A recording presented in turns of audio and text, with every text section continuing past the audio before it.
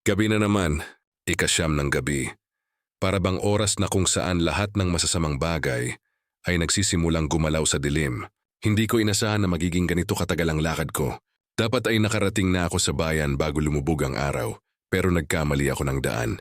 Isang maling kanto, isang maling desisyon at nandito na ako ngayon.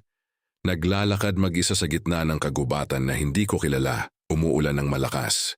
Hindi basta ulan lang, kundi yung tipong parang binubuhos ng langit ang lahat ng tubig na meron ito. Basa na ako mula ulo hanggang paa. Ang jacket ko na akala ko ay makakaprotekta sa akin wala na ring silbi. Dumikit na sa balat ko ang damit, malamig. Nanginginig ako sa lamig at takot. Kinuha ko ang cellphone ko mula sa bulsa. Umaasa na makakakita ng signal kahit isa lang. Pero walang kahit anong baras. At ang mas malala pa, 2% na lang ang battery. Malapit nang mamatay. Parang ako rin. Naglakad ako ng naglakad, hinahanap ang kahit anong masilungan. Kahit saan, kahit ano. Basta makaalis lang ako sa ulan na ito at sa dilim na ito. Ang mga puno sa paligid ko ay malalaki, matataas, at parang mga multo na nakatayo sa gabi. Yung sangka nila ay umaambas sa hangin, gumagalaw kasama ng malakas na hangin. At saka ko nakita, sa kalayuan sa gitna ng kagubatan may ilaw. Kulay dilaw na ilaw, gaya ng salumang gasera. Parang bituin sa gitna ng kadiliman.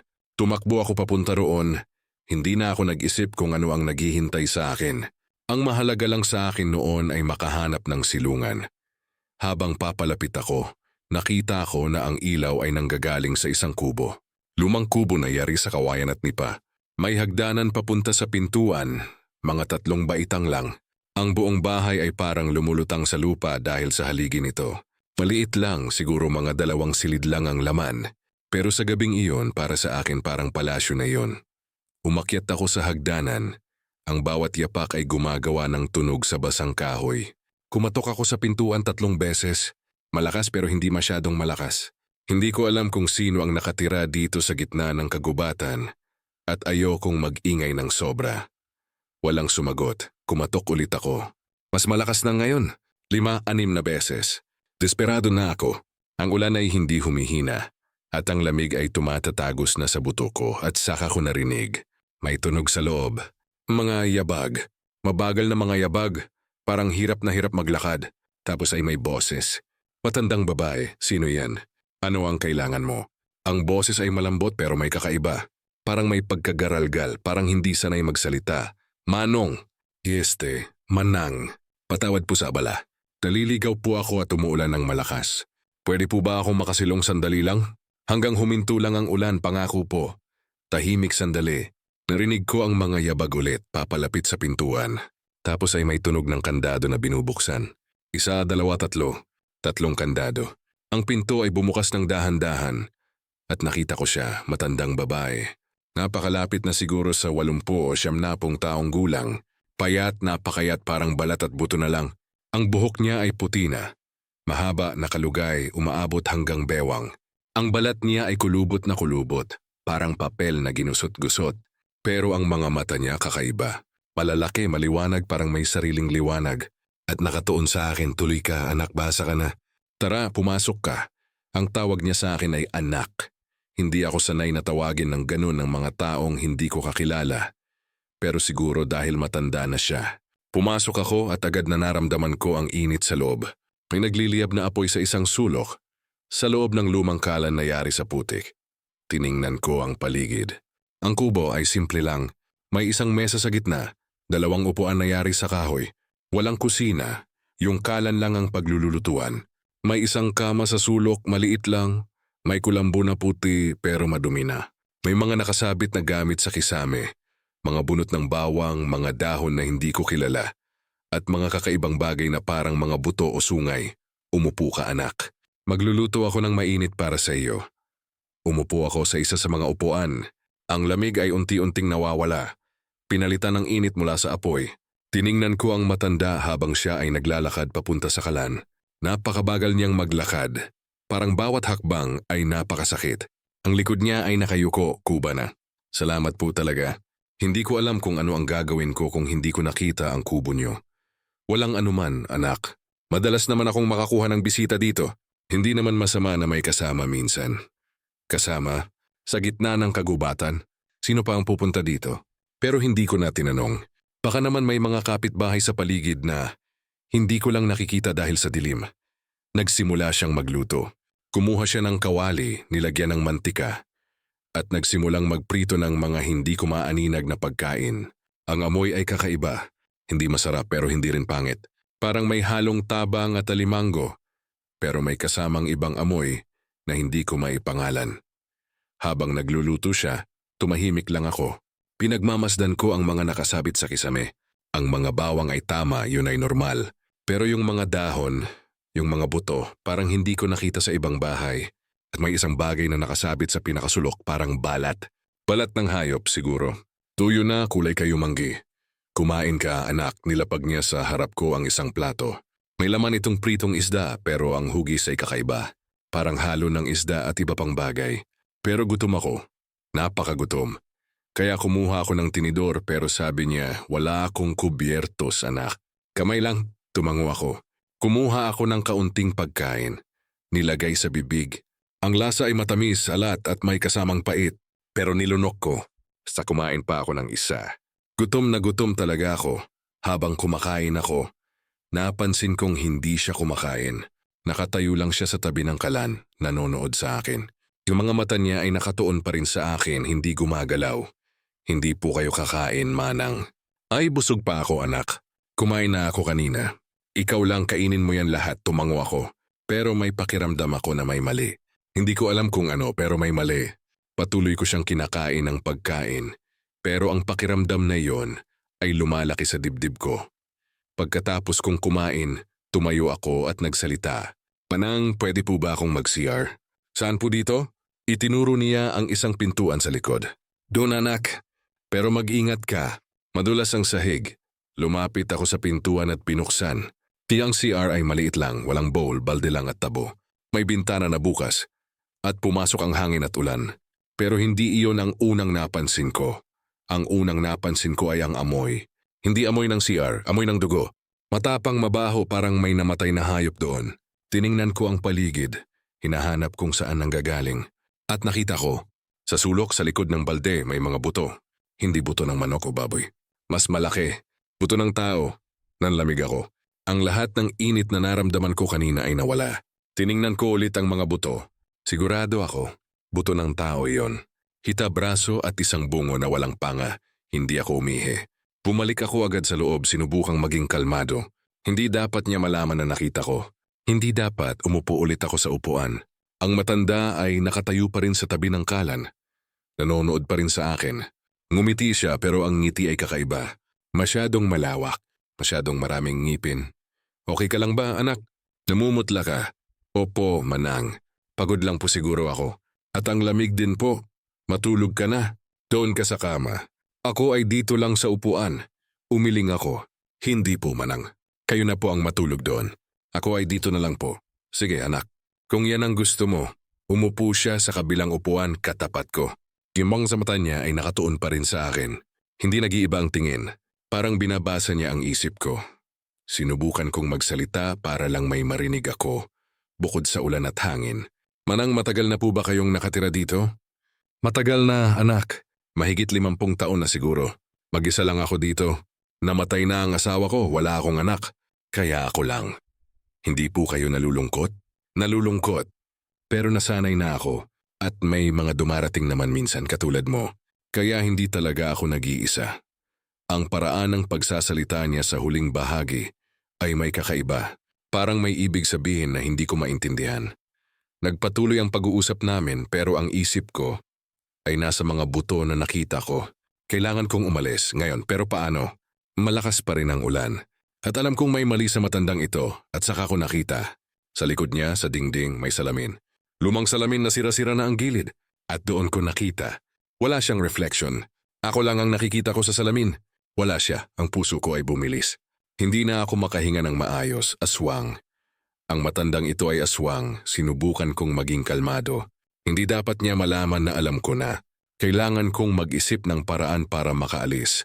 Manang, meron po ba kayong tubig? Uhaw po ako, tumango siya. Tumayo at lumapit sa isang timba sa sulok. Kumuha ng tabo at nagsalin ng tubig sa isang baso. Dinala niya sa akin. Habang umiinom ako, napansin ko ang mga kamay niya. Ang mga kuko ay mahaba, napakahaba, mga 3 pulgada. Matalim, kulay itim sa dulo. Paano ko hindi napansin yan kanina? At ang balat niya sa ilalim ng apoy, mas malinaw kong nakita. Hindi tao. May mga kaliskis, maliit kulay abo. Parang balat ng reptilya. Natapos ko ang tubig at ibinigay sa kanya ang baso. Salamat po, Manang. Umupo ulit siya sa harap ko. At ngumiti ulit. Ang ngiti na yon mas malawak na ngayon. Lang may mga ngipin ay tumutulis. Puti, mahabang mga ngipin. Alam mo anak, natutuwa ako na nandito ka. Matagal na akong hindi nakakakain ng bagong laman. Nanlamig ako. Ang dugo ko ay parang yumelo. Alam na niya na alam ko. Tumayo ako bigla, natumba ang upuan. Kailangan ko nang umalis pero tumayo rin siya. And nag-iba na ang boses niya. Mas malalim, parang may 2 boses na nagsasalita ng sabay. Hindi ka makakalis anak. Pumasok ka sa bahay ko. And ngayon sa akin ka na. Ang katawan niya ay nagsimulang magiba. Ang likod niya ay tumindig, hindi na kuba. Ang balat niya ay nagiba ng kulay. Naging mas madilim, kulay abo.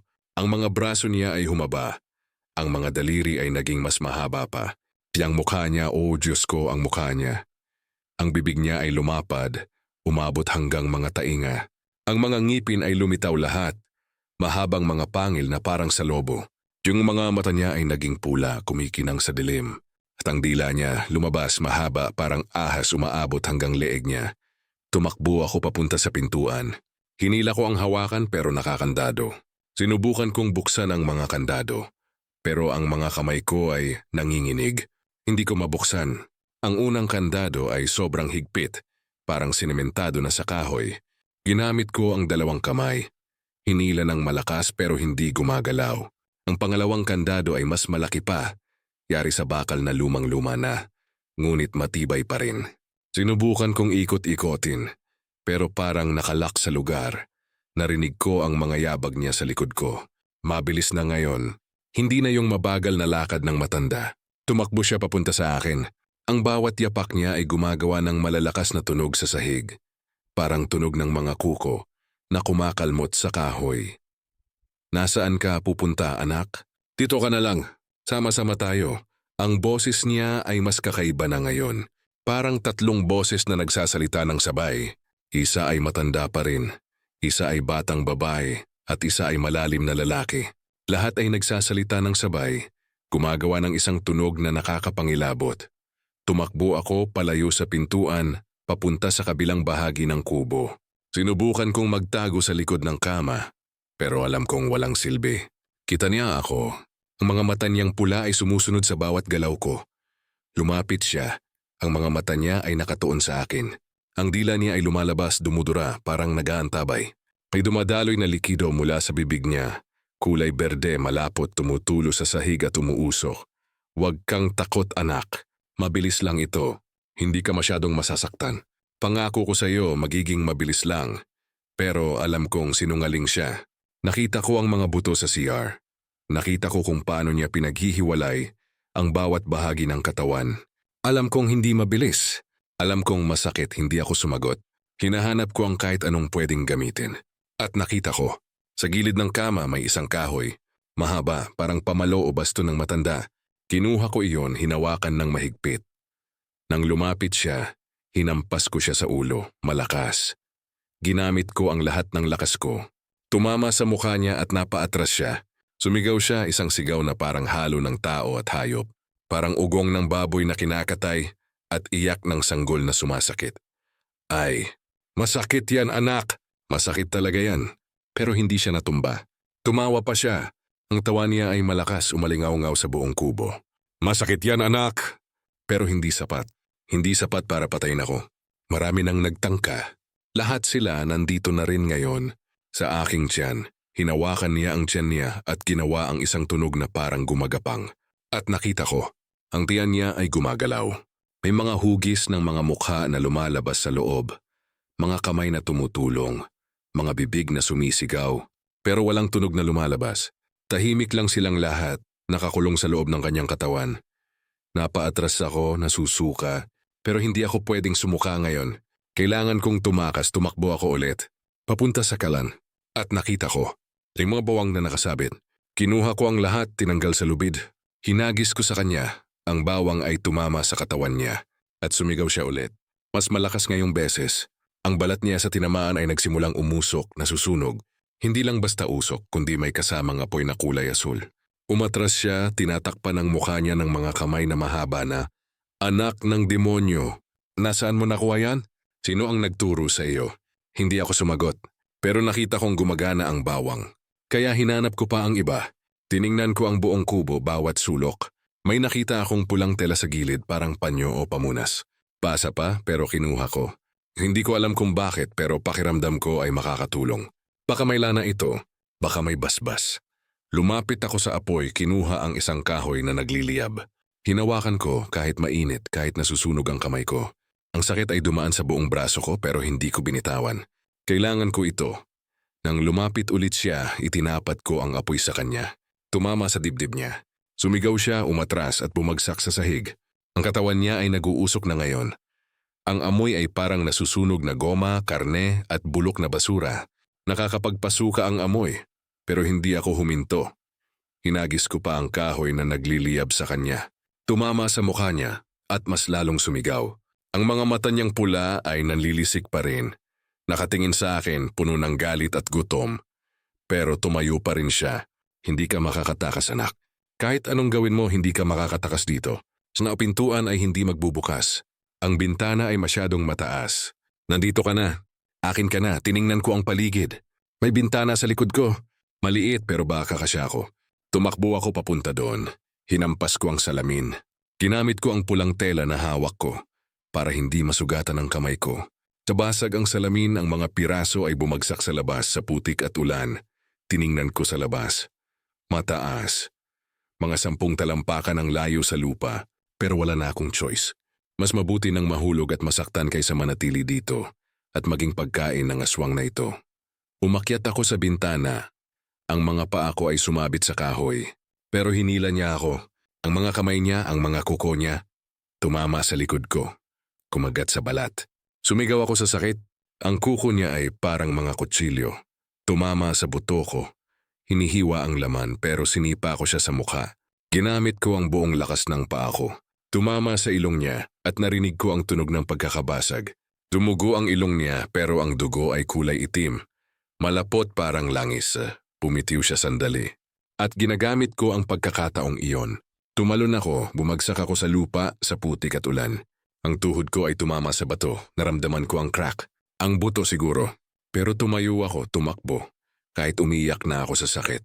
Ang bawat hakbang ay parang may sumasakit sa loob ng tuhod ko. Pero hindi ako pwedeng tumigil. Narinig ko ang sigaw niya sa loob ng kubo. "Babalik ka!" "Babalik ka pa rin dito." Walang nakakaalis. Lahat ng pumunta dito bumabalik. "Tatawagan kita!" "Hahanapin kita. Kahit saan ka pumunta, makikita kita." Ang boses niya ay umalingaw-ngaw sa buong kagubatan. Parang nasa lahat ng direksyon. Mula sa likod, sa harap, sa taas, sa ilalim. Parang pinalilibutan niya ako. Tumakbo ako palayo kahit hindi ko alam kung saan ako pupunta. Tinga ang dilim ay bumabalot sa akin.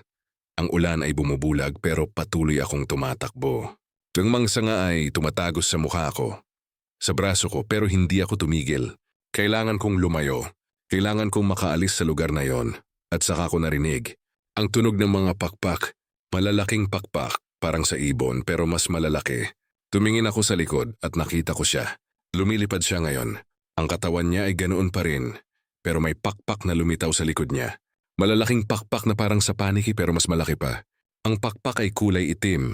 May mga ugat na pula at may mga butas na parang sira na. Lumipad siya papunta sa akin mabilis. Sumisigaw pa rin siya. Ang boses niya ay umalingaw-ngaw sa buong kagubatan. "Hindi ka makakatakas. Hahabulin kita.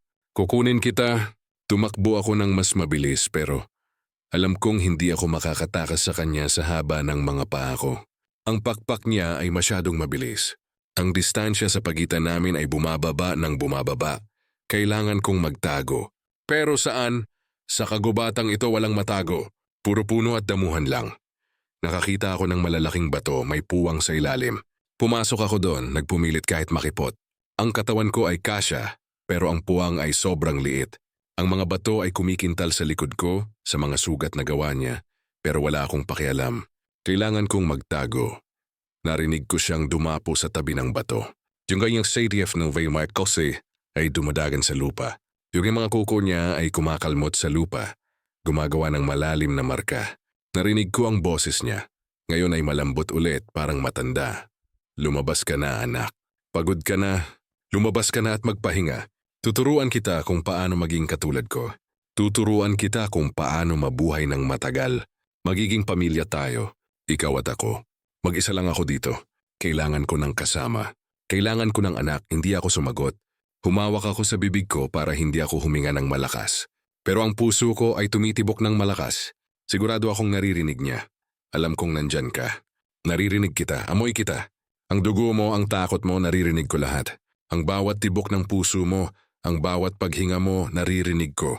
Lumabas ka na. Patuloy siyang nagsasalita, pero hindi ako gumalaw. Nanalangin ako sa lahat ng santo na alam ko.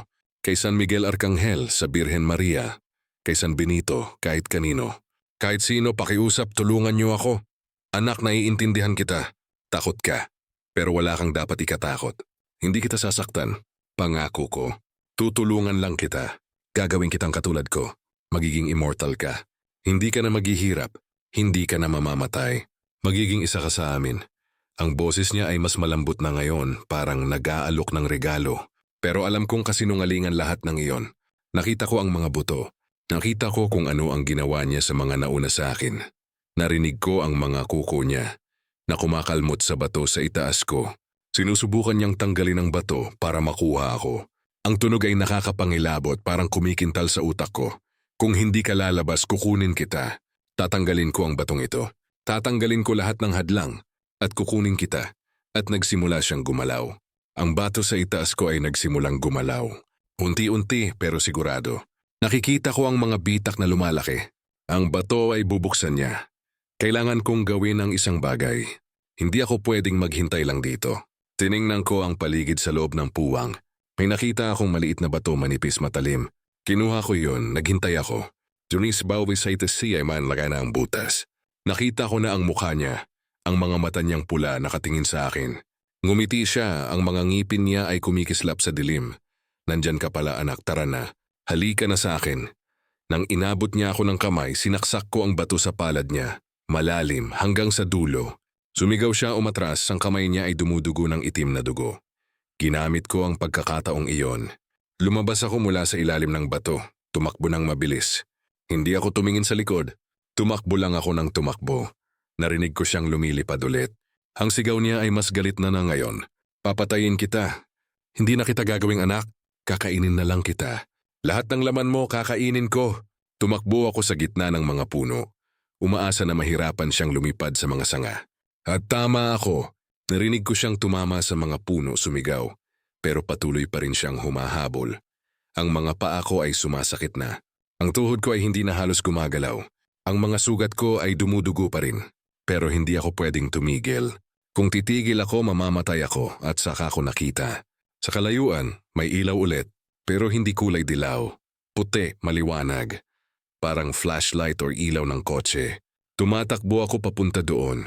Umaasa na hindi na naman ito panibagong kapahamakan. Habang papalapit ako, narinig ko ang mga boses. Mga taong normal, at mga aso na tumatahol. Yung mga aso ay nakakarinig ng sigaw ng aswang at tinatahol ng malakas. Sumigaw ako. Tulong po. May aswang. Hinahabol niya ako. Ang mga boses ay tumigil. At saka may lumapit sa akin. 2 lalaki may dalang flashlight. Mga hunter base sa damit nila. May baril sila dala sa likod. Hoy, sino ka? Ano ang ginagawa mo dito sa kagubatan? Gabi na, bakit ka nandito? Tulong po. May aswang. May matandang aswang sa kubo. Hinabol niya ako. Nandyan pa siya. Lumipad siya. Tiningnan nila ako, nagkatinginan. Isa sa kanila ay nagsalita. Kubo? Anong kubo? Walang kubo dito sa parte ng kagubatan. Matagal na kaming nanghuhunter dito. Walang bahay sa parte na ito. Meron po. Nandun lang po. May ilaw, may matanda. Naging aswang siya. Hinila niya ako. Tingnan siyo ang likod ko. May mga sugat. Galing sa kuko niya. Tiningnan nila ang likod ko. Ang isa ay nagsalita. Totoo nga. May mga sugat, malalim.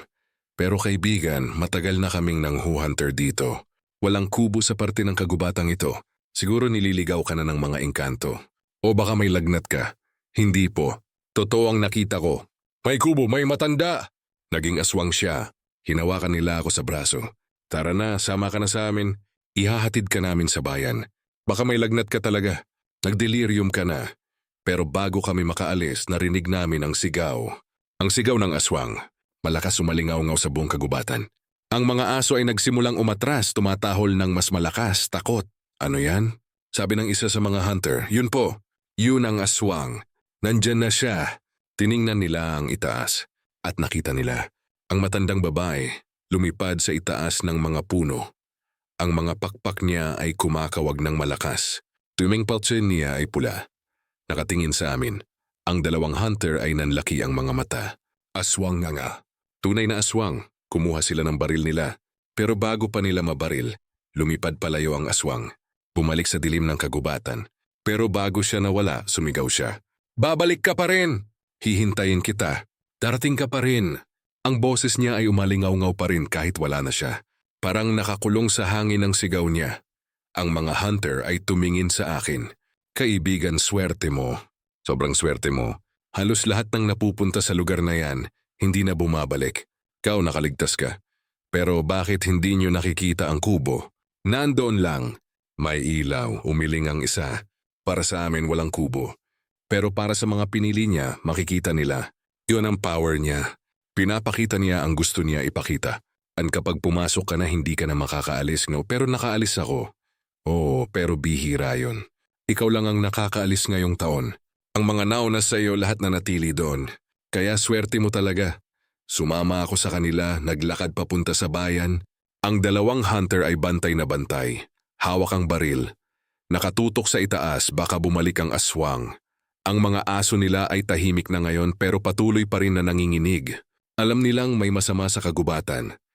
Pagdating namin sa bayan, dinala nila ako sa isang bahay. Bahay ng isang matandang albularyo. Kilala ng mga hunter.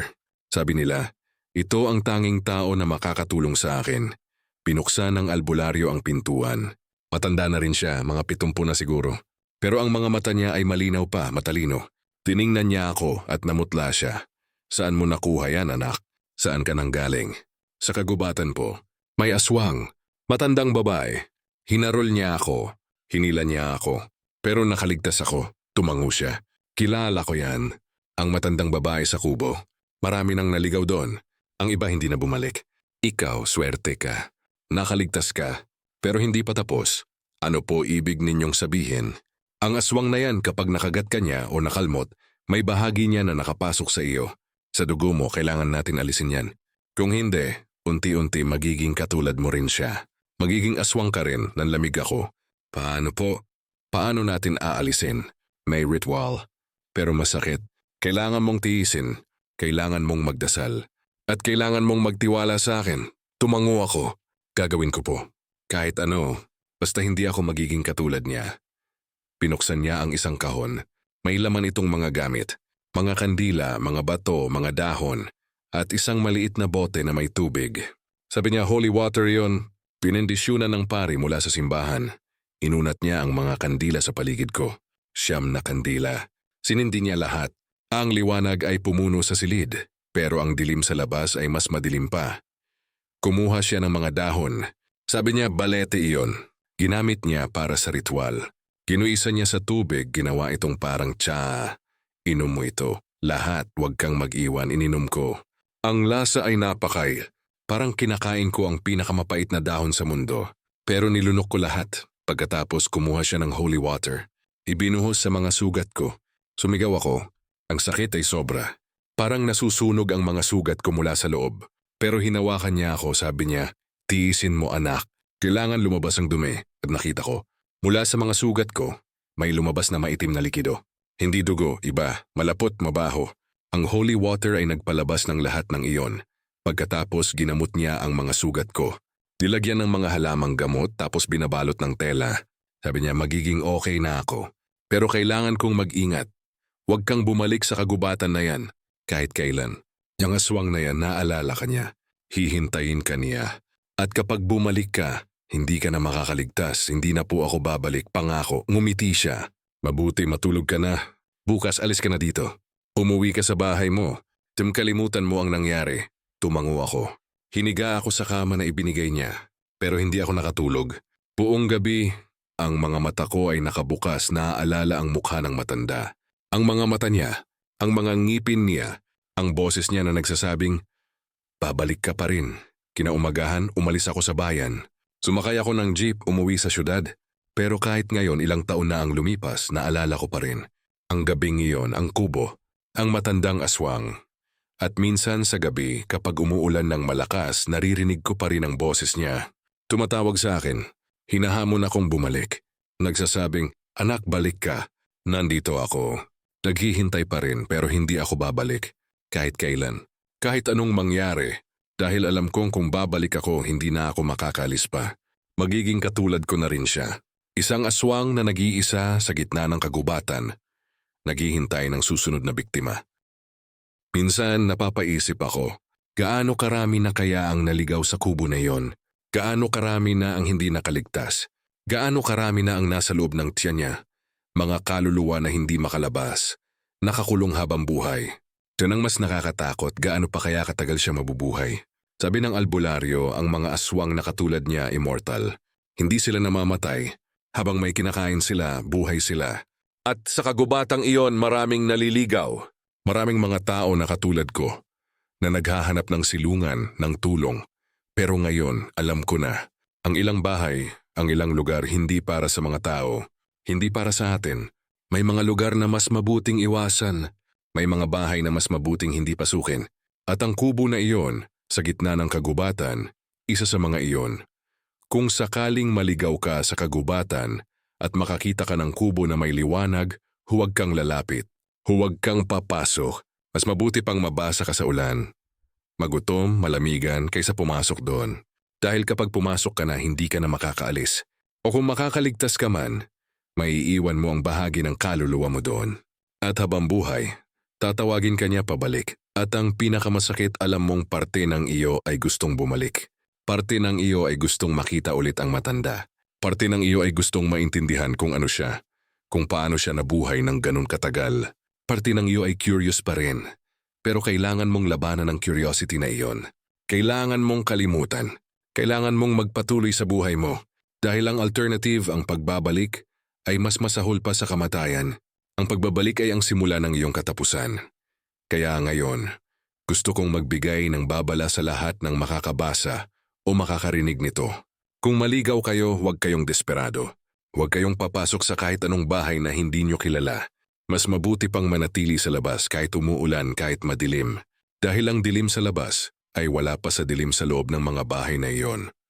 At kung sakaling makita niyo ang isang matandang babae na mag-isa sa gitna ng kagubatan na nag-aalok ng tulong ng pagkain ng silungan, tumakbo. Tumakbo ng mabilis. Huwag tumingin sa likod. Huwag makinig sa boses niya.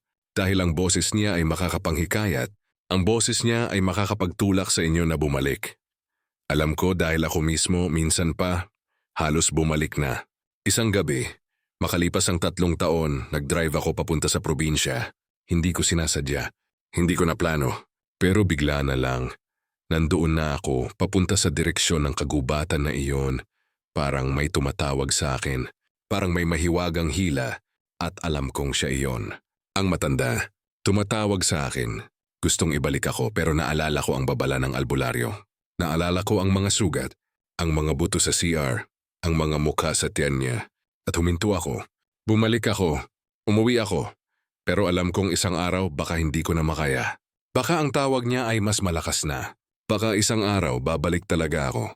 At kapag nangyari iyon, alam kong iyon na ang katapusan ko.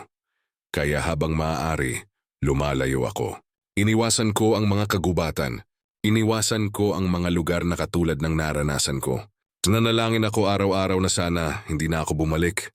Na sana makalimutan ko na ang lahat. Na sana mawala na ang boses niya sa ulo ko. Pero alam kong hanggang sa huli ng buhay ko, nandoon pa rin siya. Sa likod ng isipan ko, naghihintay, tumatawag, nagsasabing, "Anak, balik ka. Nandito ako." Naghihintay pa rin. At ang pinakamasaklap, parte ng akin gustong sumunod. Parte ng akin Gustong malaman kung ano ang mangyayari kung babalik ako. Parte ng akin gustong tapusin ang kwentong nasimulan namin noong gabing iyon. Pero hindi. Hindi ako babalik. Dahil alam kong ang pagtapos ng kwentong iyon ay ang simula ng aking wakas. At ayoko pa mamatay. Ayoko pang maging bahagi ng mga biktima niya. Ayoko pang maging isa sa mga mukha sa tiyan niya. Umiiyak sa loob. Nakakulong habang buhay, kaya ito ang huling babala ko. Sa lahat ng makakabasa, makakarinig, o makakakita ng kwentong ito. Mag-ingat sa mga lugar na hindi nyo kilala. Mag-ingat sa mga tao na masyadong mabait, masyadong nag-aalok ng tulong. Dahil minsan, ang kabaitan na yon ay front lang. Ang tulong na iyon ay trap.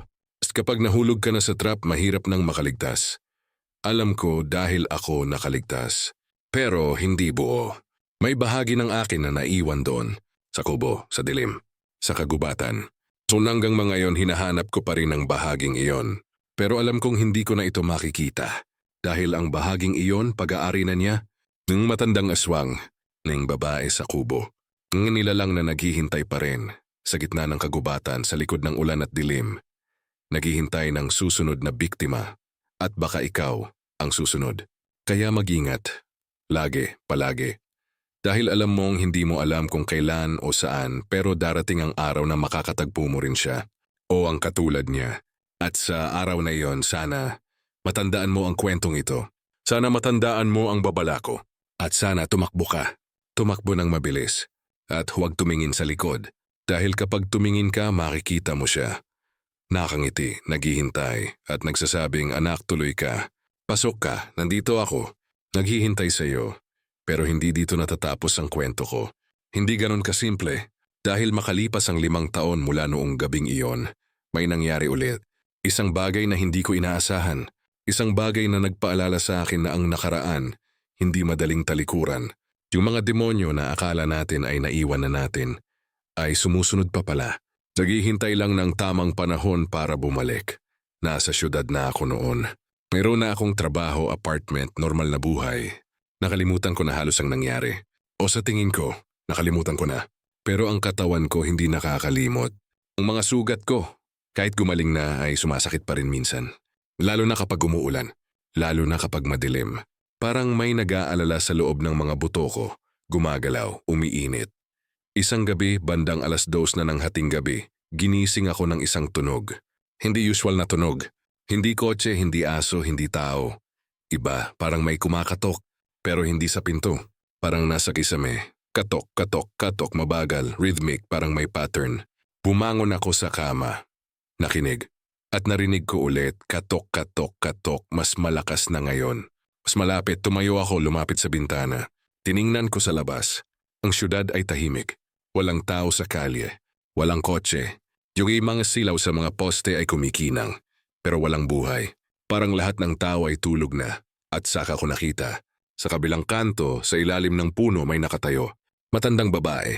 Nakatingin sa apartment ko. Nakangiti, nanlamig ako. Napaatras ako mula sa bintana. Hindi pwede. Hindi siya. Hindi pwedeng siya.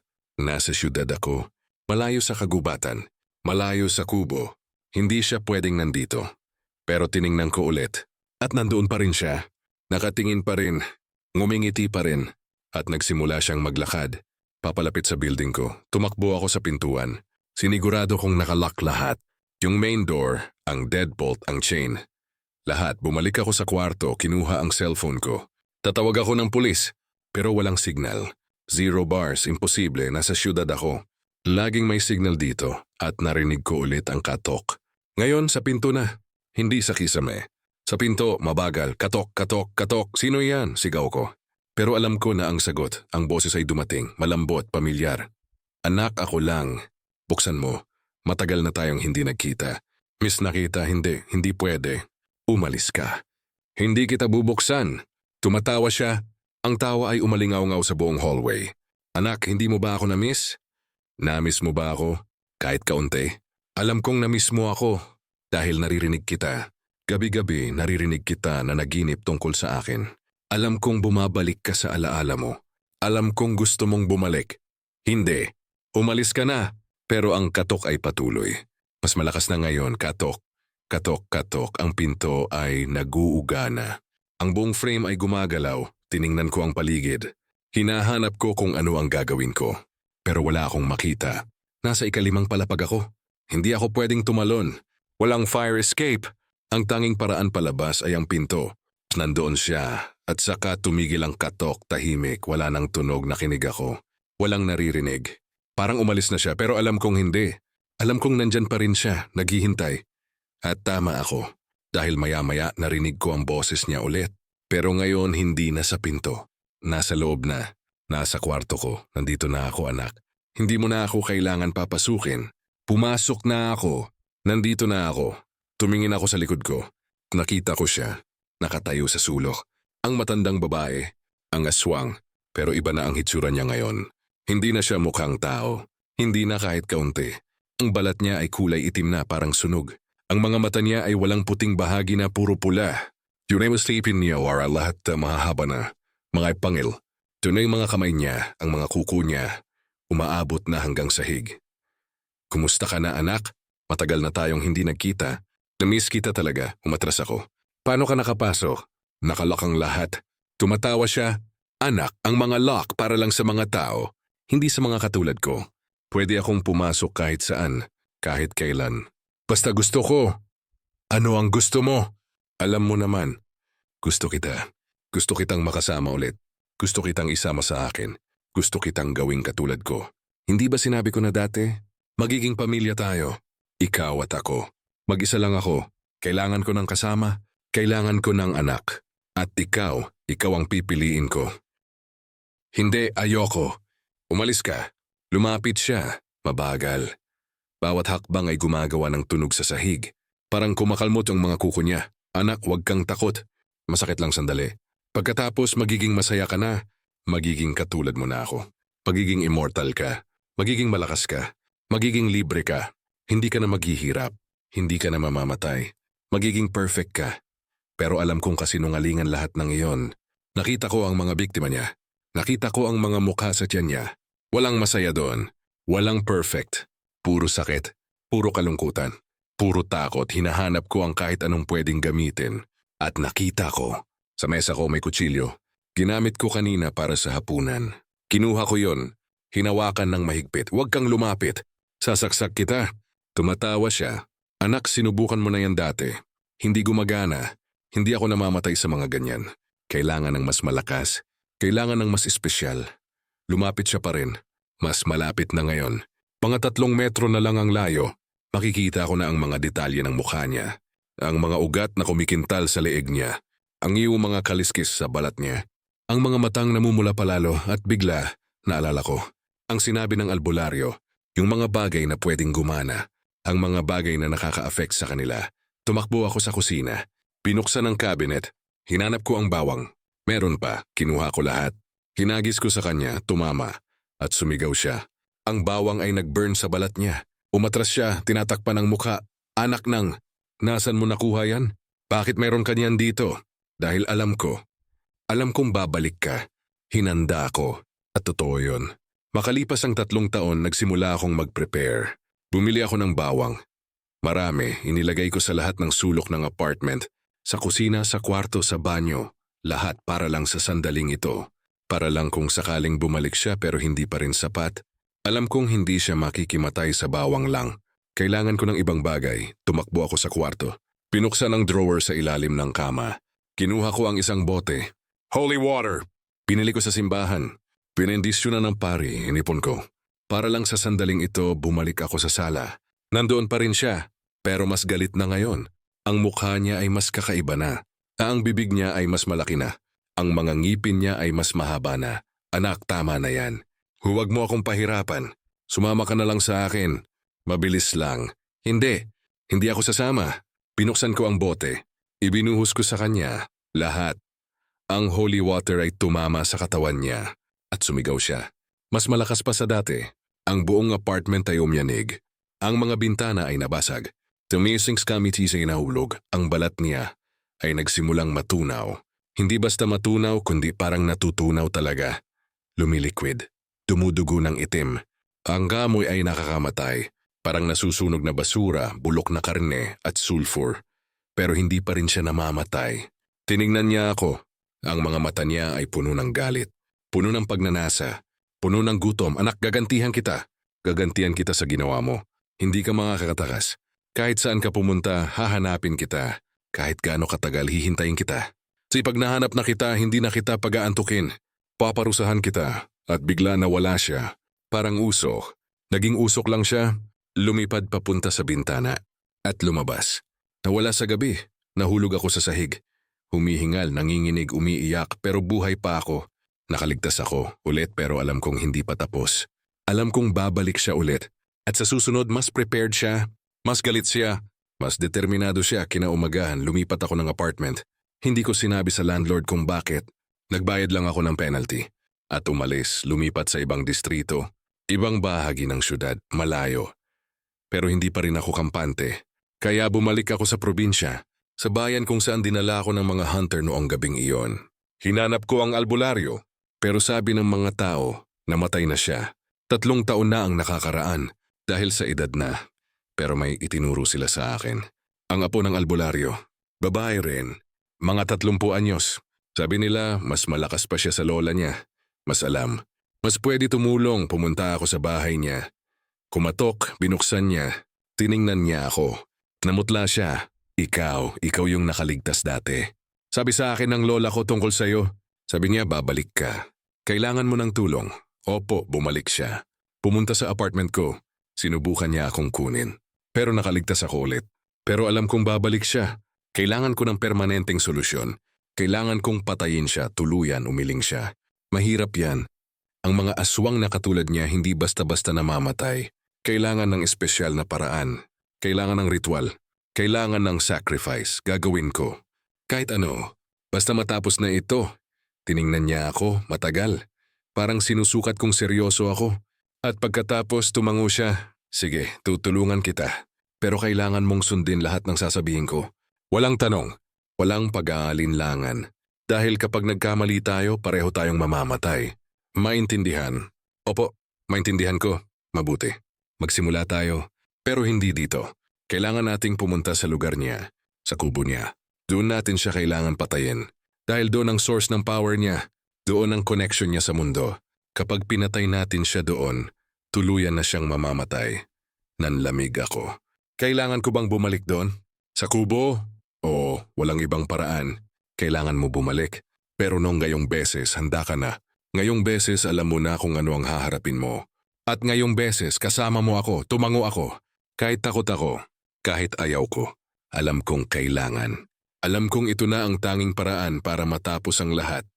Nag-prepare kami ng 2 linggo. Bumili kami ng lahat ng kailangan, bawang, holy water, mga kanda na binendisyonan, mga bakal na yari sa pilak, mga rosaryo, mga anting-anting, lahat ng pwedeng gumamit at dumating na ang araw. Umaga pa lang nagsimula na kaming maglakad papunta sa kagubatan. Dala namin ang lahat. Ang bag ay puno ng mga gamit. Mabigat pero kailangan. Habang naglalakad, kinuwento niya sa akin ang plano. Ang aswang na yan, ang pangalan niya ay Maria. Dati siyang normal na tao. Pero nung bata pa siya, kinagat siya ng ibang aswang. At naging katulad nila. Pero hindi siya naging basta aswang. Naging mas malakas, mas matanda, mas makapangyarihan. Dahil siya pumayag. Pumayag siya na maging aswang. Hindi siya pinilit. Kaya mas malakas ang curse sa kanya. Paano natin siya papatayin? Kailangan nating patayin ang heart niya. Literal, ang puso niya. Pero ang puso niya, hindi na nasa dibdib niya. Inilagay niya sa ibang lugar, sa libingan ng asawa niya. Doon sa kubo, sa ilalim ng sahig. Doon nakatago ang puso niya. Kailangan nating hukin yon at sirain. Kapag nasira ang puso niya, mamamatay siya, tuluyan. Pero paano natin huhukayan? Tandun siya. Makikita niya tayo. Kaya nga kailangan ng distraction. Ako ang magdidistract sa kanya. Ikaw ang huhukay. May dala akong mapa, dito. Ipinakita niya sa akin ang isang papel. May drawing. Ang floor plan ng kubo. Diyan may markang ikis. Dito. Dito nakatago ang puso niya. Hukin mo, kunin mo. At dalhin mo sa akin. Pagkatapos susunugin natin. Gamit ang special fire. At mamamatay na siya. Tumango ako. Naintindihan ko. Pero takot pa rin ako. Dahil alam kong hindi magiging madali. Alam kong lalabanan niya kami. Alam kong makikipag-away siya. at dumating na kami sa lugar. Ang kagubatan, ang dating lugar kung saan ako naligaw. Pero ngayong beses, hindi ako naligaw. Alam ko na ang daan. Sinundan ko lang ang alaala ko. Ang mga puno, ang mga bato, ang mga landas. At nakita ko ulit. Ang kubo, nandun pa rin. Hindi nagbago. Yung ilaw ay nag-aalab pa rin. Parang naghihintay. Parang alam na darating kami, handa ka na ba? Tanong ng babae, hindi. Pero walang choice. Tara na. Naglakad kami papunta sa kubo, dahan-dahan, ang bawat hakbang ay mabigat. Ang hangin ay lumamig, ang mga hayop ay tumahimik. Parang alam nila kung ano ang mangyayari. Umakyat kami sa hagdanan, kumatok. 3 beses walang sumagot, kumatok ulit. Mas malakas at bumukas ang pinto, pero walang tao. Bukas lang, parang inimbita kaming pumasok, tiningnan kami ng babae. Alam niyang nandito tayo, kaya mag-ingat. Handa na siya, pumasok kami.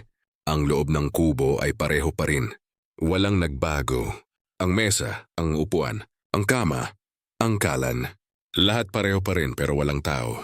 Walang matanda, nasaan siya? Bulong ko, hindi ko alam. Pero nandito siya, nakakapanood, nakakapakinig. At saka nagsalita ang boses. Mula sa dilim, mula sa sulok.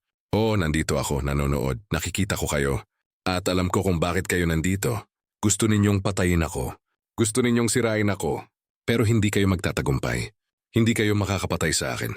Dahil ako mas matanda kaysa sa inyo, mas malakas, mas marunong. Lumitaw siya mula sa dilim. Ang matanda, pero mas kakaiba na ngayon.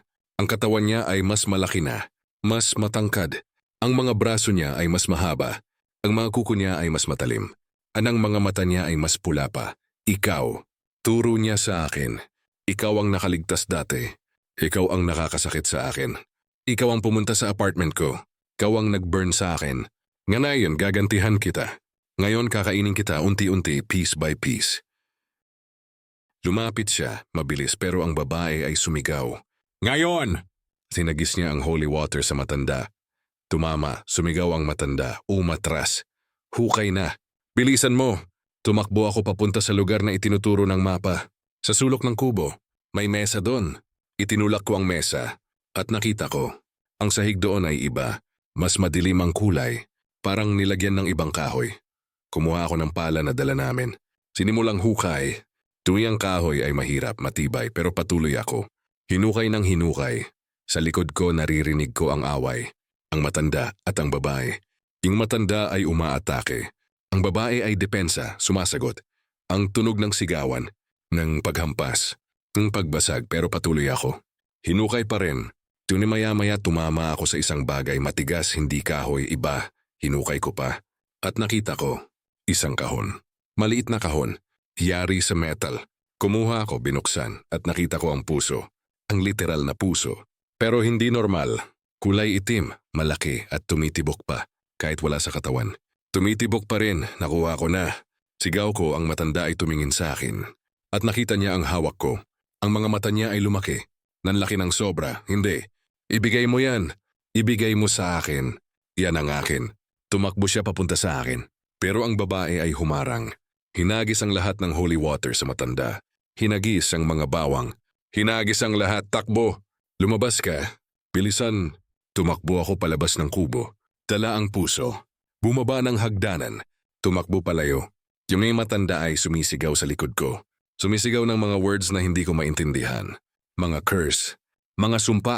Tumakbo ako hanggang sa isang lugar na malayo na. Isang clearing sa gitna ng kagubatan. Doon naghintay ang babae. Nakarating na siya. May mga sugat, dumudugo, pero buhay pa, dala mo ba? Opo, mabuti. Ilagay mo dito. May na-prepare na siyang lugar. Mga bato na nakabilog. Gitna, may mga kahoy. May lighter fluid. Inilagay ko ang puso sa gitna. Ngayon, sunugin natin. At mamamatay na siya. Sinindihan niya ang lighter. Hinagis sa kahoy. Nag-apoy. Ang apoy ay lumaki, tumaas. Tumama sa puso at sumigaw ang puso, literal. Ang puso ay sumigaw. Parang may buhay. Parang tao.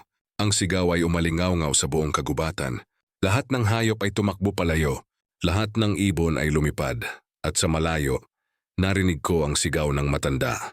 Ang huli niyang sigaw, yung sigaw ng pagkamatay, ang apoy ay tumagal ng ilang minuto. Hanggang sa ang puso ay naging abo na lang. Wala nang natira. Wala nang tumitibok at alam kong tapos na. Tuluyan na. Patay na ang matanda. Patay na ang aswang. Umupo ako sa lupa. Hinihingal, pagod. Pero relieved. Tapos na! Tuluyan na ang babae ay umupo sa tabi ko. Tapos na. Pinatay mo na siya. Wala na siya. Hindi na siya babalik, tumango ako. Umiiyak pero masaya. Masayang umiiyak. Dahil alam kong libre na ako. Wala na ang bangungot. Wala na ang takot. Salamat. Salamat talaga. Hindi ko alam kung paano ko babayaran ang tulong mo. Ngumiti siya. Wala.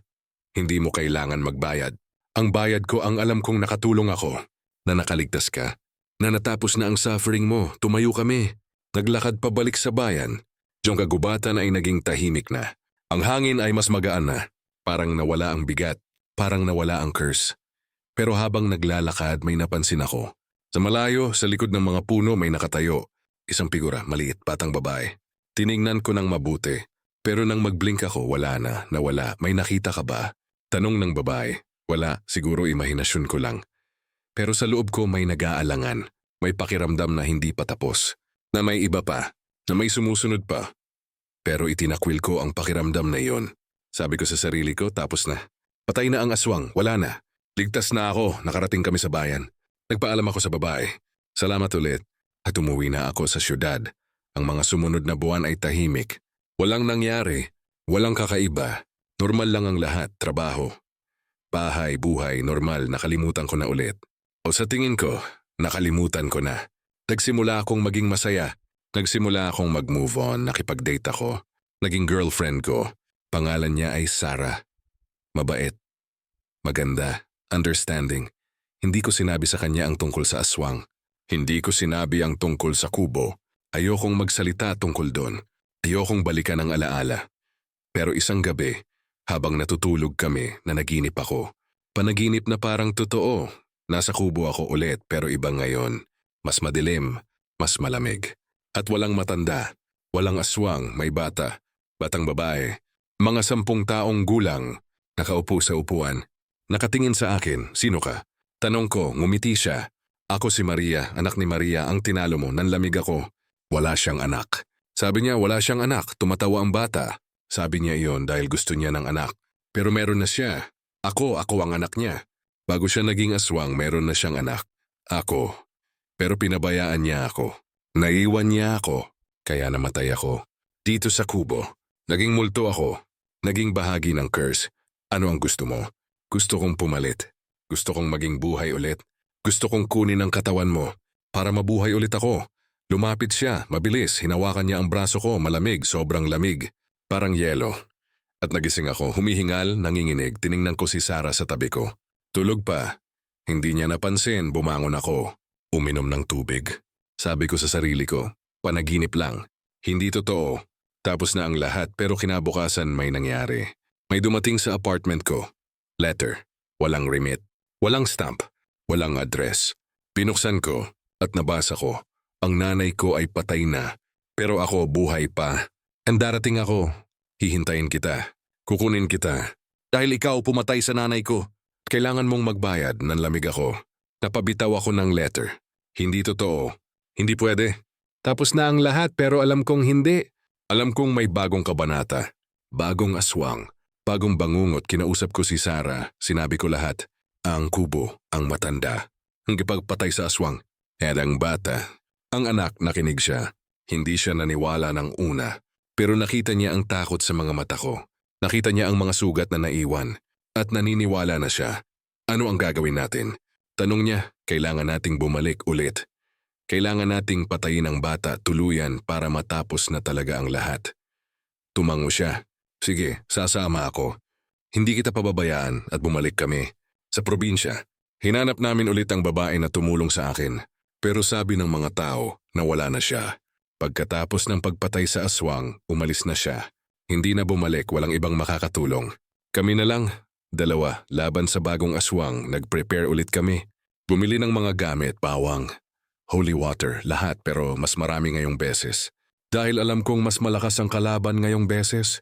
Dahil mas galit, dahil mas desperado at bumalik kami sa kagubatan. Sa kubo. Pero pagdating namin wala na. Ang kubo ay wala na. Nasunog na. Naging abo na lang. Nasaan siya? Tanong ni Sarah. Hindi ko alam. Naglakad kami sa paligid, hinahanap at nakita namin. Sa likod ng lugar kung saan dati ang kubo, may bagong bahay. Hindi kubo. Hindi yari sa kawayan. Yari sa semento. Mas malaki. Mas modern. Yan ba? Tanong ni Sarah, hindi ko alam. Pero tingnan natin. Lumapit kami, kumatok, walang sumagot. Pero ang pinto ay bukas. Parang inimbita kaming pumasok kami. Ang loob ay modern. May sala, may kusina, may TV, pero walang tao. Hello? May tao ba?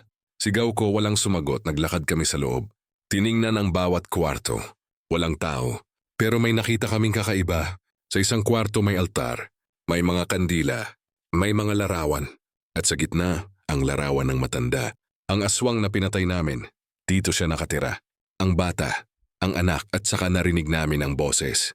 Oo, ako nakatira dito. At hinihintay ko kayo. Tumingin kami sa likod. At nakita namin siya. Ang bata. Pero hindi na bata ngayon. Teenager na. Mga 15 taong gulang. Pero ang mga mata niya ay parang matanda na. Pula, galit, gutom. Ikaw ang pumatay sa nanay ko. Tunay ngayon papatayin kita. Lumapit siya, mabilis. Hinagis namin ang holy water. Pero hindi gumana. Tumama sa kanya. Pero walang nangyari. Hindi siya nasunog. Hindi siya sumigaw. Tumatawa siya. Iba ako sa nanay ko. Mas malakas. Mazimune. Ang holy water walang effect sa akin. Hinagis namin ang bawang. Pero ganun din. Walang nangyari, wala kayong panglaban. Wala kayong gamit. Kaya ngayon, oras ko na. Lumapit siya papunta kay Sarah, hinawakan ang leeg niya, hinigpitan. Pitawan mo siya. Sigaw ko. Pero tinignan niya lang ako. O ano? Ano ang gagawin mo? Wala kang magagawa. Hinanap ko ang kahit ano. Kahit anong pwedeng gamitin. At nakita ko. Sa mesa may kutsilyo. Kumuha ako. Tumakbo papunta sa bata. Sinaksak ko sa likod. Tumama. Bumao ng kutsilyo. Pero hindi siya sumigaw. Tumingin lang siya sa akin. At ang umiti, masakit yan. Pero hindi sapat. Hinila niya ang kutsilyo mula sa likod niya. Hinagis sa sahig. Hinawakan ako sa leeg. Ngayon ikaw naman, hinigpitan niya ang hawak. Hindi ako makahinga. Ang mundo ay nag-blur. Ang lahat ay unti-unting dumidilim. Pero biglang may sumigaw. Bitawan mo sila! Ang bata ay tumingin. At nakita ko. Ang babae. Ang dating tumulong sa akin. Bumalik siya. Ikaw.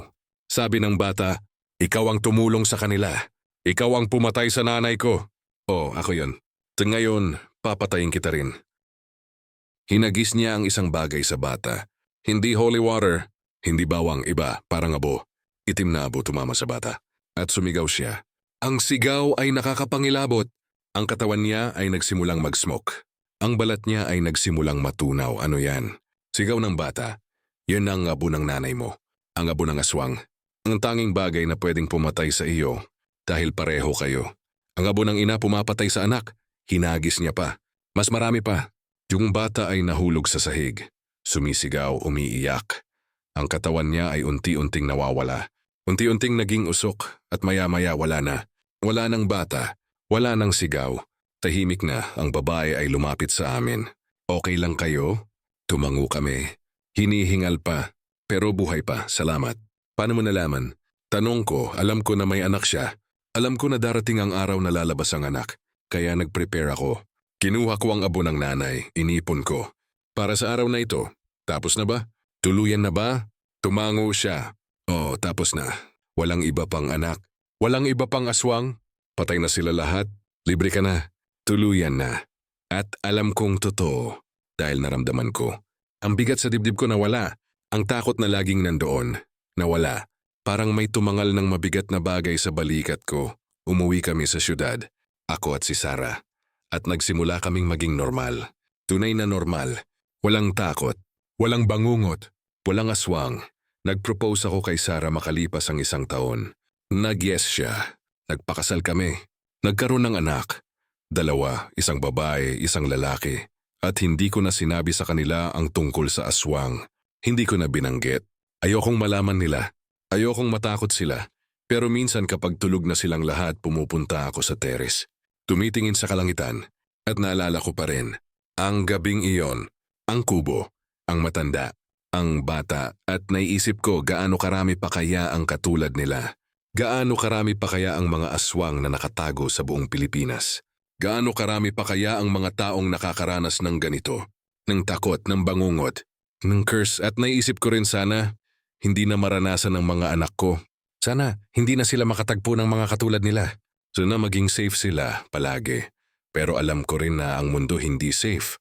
Ang mundo puno ng mga dilim. Puno ng mga bagay na hindi natin maintindihan. Puno ng mga nilalang na nasa pagitan ng buhay at patay. Kaya ang tanging magagawa ko ay turuan ang mga anak ko. Turuan sila kung paano mag-ingat, kung paano kilalanin ang mga tao, kung paano umiwas sa mga lugar na delikado, at turuan sila na magtiwala sa instinct nila. Dahil ang instinct hindi nagsisinungaling. Kapag may pakiramdam kang may mali, tama yan. Kapag may pakiramdam kang delikado ka, tama yan. Makinig ka sa sarili mo. Dahil ang sarili mo ang best protector mo. At higit sa lahat, turuan sila na huwag maging desperado. Dahil ang desperasyon ang dahilan kung bakit nakakaligaw ang mga tao. Ang desperasyon ang dahilan kung bakit pumapasok ang mga tao sa mga lugar na hindi nila dapat pasukin. Kung maligaw ka, huwag kang magpanik. Manatili ka sa lugar kung nasaan ka. Hintayin ang umaga. Hintayin ang tulong. Huwag kang maglakad sa dilim. Huwag kang pumasok sa mga bahay na hindi mo kilala. Dahil minsan, ang silungan na akala mo ay safety ay trap pala. Ang tulong na akala mo ay salvation ay damnation pala. Ang tao na akala mo ay mabait ay demonyo pala. Kaya mag-ingat lagi, palagi, sa lahat ng oras, sa lahat ng lugar, sa lahat ng tao. Dahil ang mundo hindi tulad ng sa mga pelikula. Hindi laging may happy ending. Hindi laging nanalo ang mabuti. Minsan natatalo. Minsan namamatay. Minsan nawawala. Pero ang importante, sumuko ka man o hindi, lumaban ka. Kahit takot ka, kahit alam mong mas malakas ang kalaban, lumaban ka pa rin. Dahil ang paglaban ang nagpapakita ng katapangan mo. Ang paglaban ang nagpapakita ng pagkatao mo. At kapag lumaban ka, may chance ka pa rin na manalo. May chance ka pa rin na makaligtas. May chance ka pa rin na umuwi. And yun, mahalaga. Ang chance. Kahit kaunti, kahit maliit, mayroon pa rin. Kaya ngayon, habang nakatayo ako dito sa terrace, habang tinitingnan ng kalangitan, nagpapasalamat ako. Pasalamat na buhay pa ako. Pasalamat na nakaligtas ako. Pasalamat na nanalo ako. Pero alam ko rin na swerte ako. Sobrang swerte. Dahil ang iba hindi swerte. Ang iba hindi nakaligtas. Ang iba wala na. At para sa kanila, para sa mga biktima ng mga aswang, para sa mga nawala sa kagubatan, para sa mga hindi na bumalik, nagdadasal ako. Nagdadasal na sana makahanap sila ng kapayapaan. Sana makalabas sila sa darkness. Sana makarating sila sa liwanag dahil ang buhay mahirap. Ang buhay puno ng challenges. Puno ng takot. Puno ng mga bagay na hindi natin maintindihan. Pero dapat pa rin tayong lumaban. Dapat pa rin tayong mabuhay. Dapat pa rin tayong magpatuloy.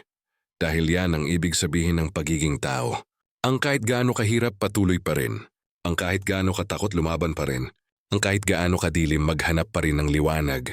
At yan ang gusto kong ipasa sa mga anak ko. Ang katapangan na yan. Ang determinasyon na yan. Ang hope na yan. Para kahit anong mangyari sa kanila sa future, kahit anong harapin nila, alam nila kung paano lumaban. Alam nila kung paano mabuhay. Alam nila kung paano magpatuloy. Dahil ang mundo hindi titigil. Ang mundo patuloy na umiikot, patuloy na gumagalaw, patuloy na nagbabago at dapat tayong sumabay. Dapat tayong mag-adjust. Dapat tayong matuto. Dahil kung hindi, maiiwanan tayo. Kung hindi, mawawala tayo. Kung hindi, mamamatay tayo at ayoko nun. Ayoko mawala. Ayoko mamatay. Gusto kong mabuhay.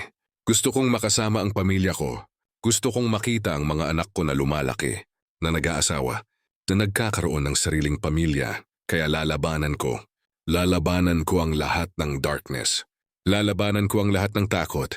Lalabanan ko ang lahat ng aswang. Dahil ako si Juan, ang nakaligtas sa kubo ng matandang aswang, ang pumatay sa aswang, ang nanalo sa curse at ako buhay pa, masaya pa, nagmamahal pa.